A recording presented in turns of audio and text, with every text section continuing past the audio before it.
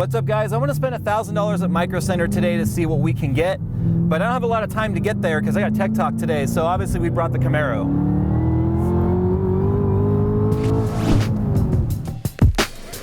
The new Cooler Master H500P Mesh White provides maximum airflow, sleek design, and elegant tempered glass, giving you the ultimate platform to show off your next build. Learn more about the new H500P by heading to coolermaster.com. Okay, so we made it to Micro Center in like record-breaking time. Not really too sure why. So here's the plan today. Things are starting to improve a little bit with the pricing of graphics cards, but I thought, what happens if I take $1,000 today, right now, in May of 2018, head to a Micro Center? Fortunately, I live near one, so that kind of helps. And what kind of system can we build for that price? It was a price that you guys said on Twitter was a fair one. $1,000 is what a lot of people tend to have to build for their gaming rigs. So we're gonna see what kind of tower we can build for that price. Okay, so here's our haul, guys. We're at the Tustin Micro Center, and we are going with a Ryzen platform, kind of like on the most recent video I did. And you guys can ignore all the sticker prices. These are all bogus. But remember the video I just put up about AMD versus Intel? At this price point, it's really, really hard to build an Intel system that can compete with what we can get. So we got a Ryzen 7 1700 non-X, because we know that these can overclock pretty decent. We are gonna be using the stock Wraith cooler that comes with it though. We did that to save a little bit of money. We obviously needed a platform for that, so we did the bundle deal with the MSI Tomahawk B350. We didn't spend any extra money going with like an X370 because there's no reason to. The B350 gives us all the features we need to run this CPU and even do a little bit of overclocking if we want to. This is the part where it's still kind of tough because memory prices are still really expensive. Fortunately, like I said, they're being investigated for price fixing, so hopefully they're gonna have to pay a huge fine, which will help the prices come down. I don't know. But anyway, we got this for, I think it was 89 bucks. It is a 8GB kit, 2x4 GB sticks, 2400 memory. We'll have to overclock this a little bit because remember, Ryzen, first gen Ryzen definitely likes memory speed. So we're gonna keep that in mind. Couldn't afford anything faster. We couldn't afford anything faster, but that's why we're hoping we can overclock to at least 2666. Now this build includes an SSD. This is like, it was like $64, and we'll go over the receipt at the end. I know I'm saying like, the exact prices will be on the receipt. This is a 240 gigabyte SSD because I still think at this price point for 1,000 bucks, I think you need an SSD, but obviously 240 isn't enough to hold everything. So we do have a 2 terabyte Baracuda 7200 RPM. It's just a storage drive for a lot of your games, your files, your music, and whatever else. And 2 terabytes is definitely gonna be enough for your games and stuff. But with how big games are getting, like Doom being like over 50 gigs, I don't remember how big Grand Theft Auto 5 is, but it's also massive. So that's something, you can't get away with just a tiny SSD like that anymore. Now the graphics card, that's obviously the part where it gets tough.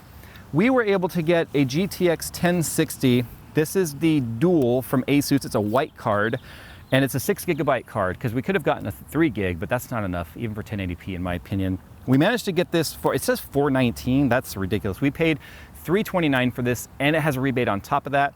It's still about 30% more expensive than what they launched at. So prices are improving, but you are still paying a premium for graphics cards. But the fact that we were able to walk in and get it is a plus, because just a few months ago, that was not an option. You were not gonna just walk into a retail store and pick up a graphics card like that. And then our power supply here, it's a CX550M. It's a modular 80+ bronze power supply from Corsair. I have used a ton of these in the past. They are great for budget builds. I've never had one fail on me, so it definitely gets the job done. And then for a chassis, it's kind of here in the trunk, you guys can see it. It's an S340 from NZXT. It's a white one. Could have probably saved 10 or 15 bucks by going with a cheaper case, but since it has a window and we've got some pretty parts in here, I figured we would want to make sure that we could see our parts. But of course, when you're doing your budgets, you could save a little bit of money by going with a cheaper case. The grand total, $1,001.99, including the $72 tax on that. So yeah, I'm $1.99 over budget. I'm sure you guys can find $2 somewhere. But check this out, there are so many rebates on this. So we got a $20 rebate on, it looks like the graphics or the motherboard. We've got another $20 rebate here on the graphics card. We've got a $30 rebate here on the Ryzen. So what are we up to now? 30 plus 20, 20. So there's $70 in rebates here. These are mail-in, so of course they're counting on you not mailing them in. But that makes up for your OS, or most of it. You might notice there was no OS in this build. That's because a lot of people can find creative ways to get one. I'm not going to tell you how, but we got to go build it now, so let's go.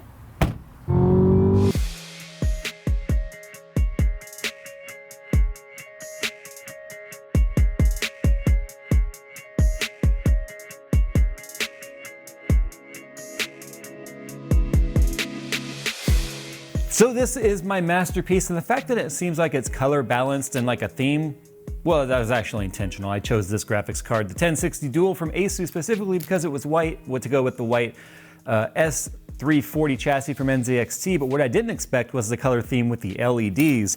Let's see what the boot time is like on this thing. Yeah, the Wraith cooler with its red ring, the white logo, and the red backlighting on the motherboard. Okay, that wasn't intentional, but it turned out pretty damn sick, if you ask me. Arsenal Gaming. It is kind of a cheesy little.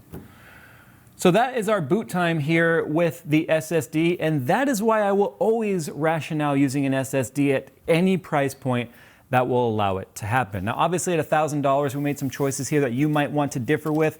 You could have gone down to like a 1050 Ti and saved a little bit on the GPU, but I feel like the 1066 gigabyte card at 1080p gaming is going to give us a lot of future compatibility, more so than the 1050 Ti, and the more VRAM is obviously going to be useful in many titles. So we're going to go ahead and do a couple of tests here. I did overclock the CPU to 3.9, actually. It is running at 3.9. It's fluctuating because I do have a lot of the power saving features turned on. And the 1060 is overclocked to like 2060 or something like that. There was room for overclocking in this, plenty of power and plenty of cooling, so I wanted to take advantage of those because after all, absolutely free performance. So let's go and start with Cinebench. Now my goal here with Cinebench was to see how close we could get to a 2700X, which is the new top tier flagship from AMD. We do have the RAM also overclocked to 2800. That is 400 megahertz overclocked from the 2400 XMP profile. So we are getting more out of our RAM than we actually paid for beyond the XMP, which is again using the factory voltage without putting any more voltage into our memory. So check that out. That is running extremely fast on our 1700.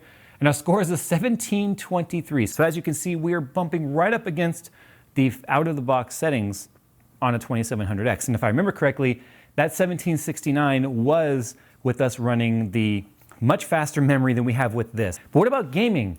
Well, if we look at something like Heaven, and one of the reasons why I like to use Heaven is you guys can download this right now. So if you want to see how your system compares to this one that I built for $1,001, okay, $1,001.99. So we call it $1,002.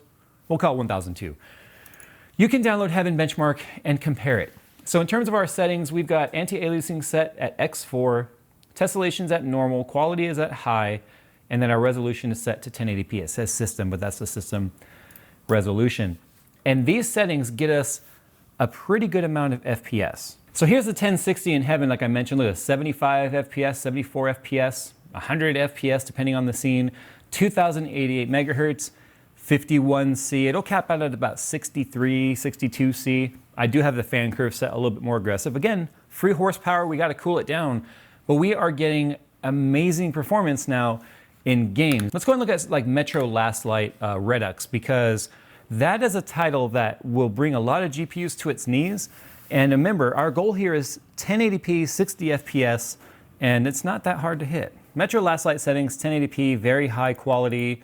SSAA, I leave that off. That's not something you really get to take huge advantage of unless you're talking high-end GPUs, because this is a major hit to performance. AF4X, normal motion blur, normal tessellation. And what you'll find here is that even with all these settings turned up at 1080p at a 1060, look at that's FPS. We start out at like 111, 125. It's like all over the place. But as you can see, the temperatures are really in check. 2101 megahertz, stupid smooth. Mostly because this is a 144 hertz panel, so it's actually able to take advantage. But the fact that we are able to get in this market with this price of RAM and this price of GPUs, this well of a gaming experience, if we tried to do this 3 months ago, this would have been an entirely different experience at $1,000 versus what we can get right now in May of 2018. Our average frame rate though, 106.39 FPS, our max frame rate 230. But what about something like, I don't know, Counter-Strike Go? That seems to be one people are always telling me to test. Now obviously we're only in spectator mode here, but as you can see in CSGO with all settings maxed, and I think this is a game a lot of people don't like to max out the settings, but we're maxed anyway, and we're getting 200 FPS, 220 FPS. So now we're in Dirt Rally, another title that I really like to play in terms of it just looks pretty. It's got a lot of fast motion, so being able to keep up with the movement without, stutters and stuff is a big deal. And as you can see, we are getting a lot of FPS. Now this isn't the most demanding title. We were able to play this with the APU and still maintain like 70 FPS, but we also weren't able to do it with it on ultra settings either. We're on ultra right now, but as you can see, we are getting over 100 FPS consistently. Okay, so let's talk about this build for a second, because obviously it can play games. That's no surprise. It's a $1,000 computer. It better be able to play games at a good frame rate at $1,000. The problem is $1,000 is like the old school $700 build because of the price increase of GPUs and memory. Fortunately, the prices have improved and they started coming down. We're still seeing about a 30% cost increase of graphics cards, but that is way better than the 100% cost increase before. We paid $329 for our 1066 gig, which we could have gotten for about $289 to $290 in the past, so it's not that bad. The problem is the price of memory, obviously, on top of that as well. Almost $100 for only 8 gigabytes of memory. Now, some things on here people might have chosen to change. Some people might want to omit the SSD entirely. I personally wouldn't do that because I want the load speeds like we showed you on the boot test.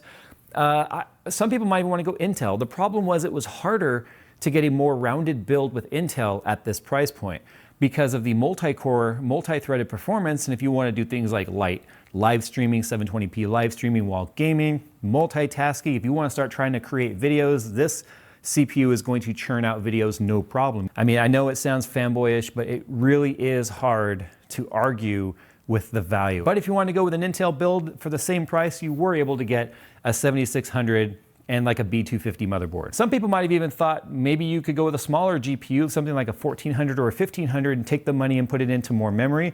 Technically you could, but I don't think it's a fair trade-off to get rid of those cores for more memory unless you're doing memory intensive tasks. And it wasn't enough to get us to a 1070 because those were almost $500. Those still have a pretty high price premium on them.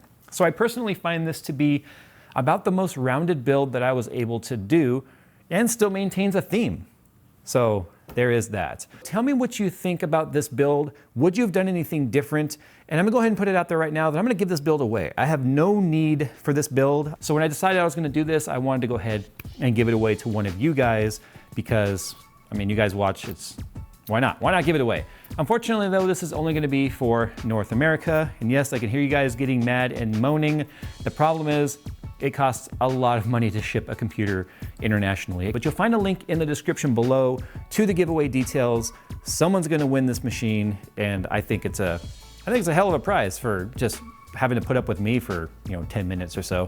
Anyway guys, I'm gonna go. Thanks for watching. If you would change something with this build, let me know down in the comments below. As always guys, thanks for watching, and I'll see you in the next one. You know you want it.